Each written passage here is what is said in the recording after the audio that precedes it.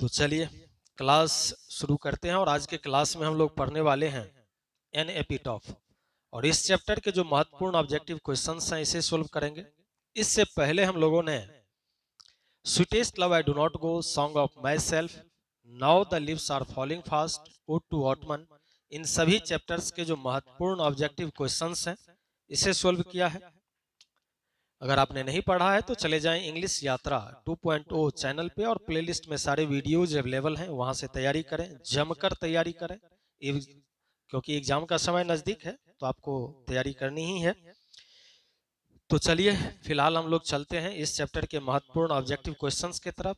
और इस पोम को हम लोगों ने पढ़ा है तो ज्यादा एक्सप्लेनेशन की आवश्यकता नहीं है, फिर भी हिंट के तौर पे बता दूं कि एपिटॉफ का अर्थ होता है समाधि लेख।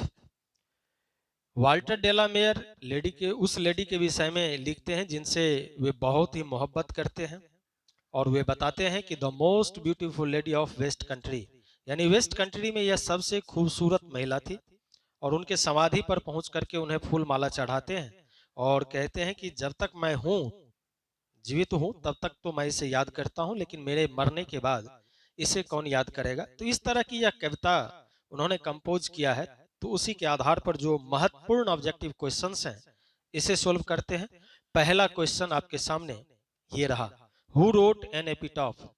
एपिटॉफ नाम की जो पोम है, कविता है, इसको किसने लिखा है? कमला दास, वाल्टर डेलामेयर, जॉन डन या रिपीट ब्रूक। तो एन एपिटॉफ को लिखा है वाल्टर डेलामेयर। इसका सही उत्तर है ऑप्शन बी। नेक्स्ट क्वेश्चन, और अगला क्वेश्चन है कि वाल्टर डेलामेयर पोएट किस तरह के ये पोएट है? क्लासिकल हैं, मॉडर्न हैं, मेटाफिजिकल हैं, रोमांटिक हैं। तो आपने पढ़ा है पीछे कि मेटाफिजिकल पोएट जो आपके बुक में है वह जॉन डन है, रोमांटिक पोएट जॉन किट्स हैं, पीपल्स पोएट वाल्ट विटमैन है और वाल्टर डेला मेयर जो है वह मॉडर्न पोएट है। इसका सही उत्तर है ऑप्शन बी। नेक्स्ट क्वेश्चन, और वह क्वेश्चन है Walter de la Mare was born in, इनका जन्म कब हुआ था? 1873, 1872, 1880 या 1881। तो इनका जन्म हुआ था 1873। इसका सही उत्तर है option A. Next question, the word crumble means, ये जो वर्ड है क्रम्बल, इसका अर्थ क्या है? ब्रेक है, लाइफ है, हेल्थ है या परफॉर्म है? तो क्रम्बल का अर्थ होता है टूटना, बिखरना, अंतिम स्थिति को प्राप्त करना। तो इसका जो सही उत्तर है वह है ऑप्शन ए, ब्रेक। चलिए नेक्स्ट क्वेश्चन, और अगला क्वेश्चन है an epitaph is work refers to, किसे रेफर करता है? और ऑप्शंस आपके सामने हैं। इन ऑप्शंस के आधार पर अगर देखें तो मैंने पहले ही बताया कि एपिटॉफ का अर्थ होता है समाधि लेख, जो कब्र पे लिखा हुआ रहता है उसे कहते हैं। तो इसका जो सही उत्तर है ऑप्शन बी है, इंस्क्रिप्शन ऑन अ टॉम्ब। चलिए नेक्स्ट क्वेश्चन की तरफ चलते हैं और अगला क्वेश्चन है who wrote song for children. Song for children किसने लिखा है? और ऑप्शंस आपके सामने है, Rupert Brooke, Shakespeare, Walter de la Mare, Walt Whitman. तो सॉन्ग फॉर चिल्ड्रेन को लिखने वाले जो हैं वह है वाल्टर डेलामेयर। सही उत्तर ऑप्शन सी है। Next question, who wrote peacock pie, किसने लिखा है पीकॉक पाई?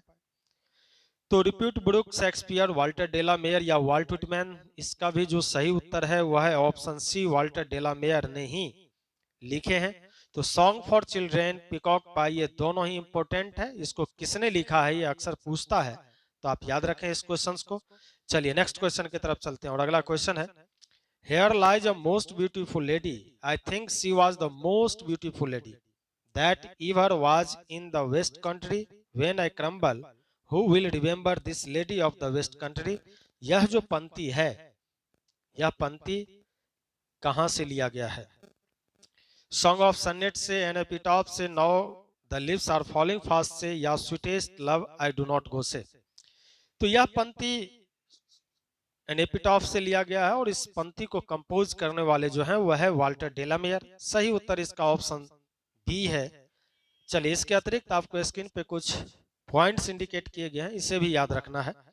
और चैनल को अगर सब्सक्राइब नहीं किए तो कर लें, वीडियो को शेयर करें, लाइक करें और कमेंट में जरूर लिखें। तो चलिए अब हम लोग मिलेंगे नेक्स्ट वीडियो में नेक्स्ट चैप्टर के साथ। तब तक बने रहें इंग्लिश यात्रा के साथ। बहुत बहुत धन्यवाद।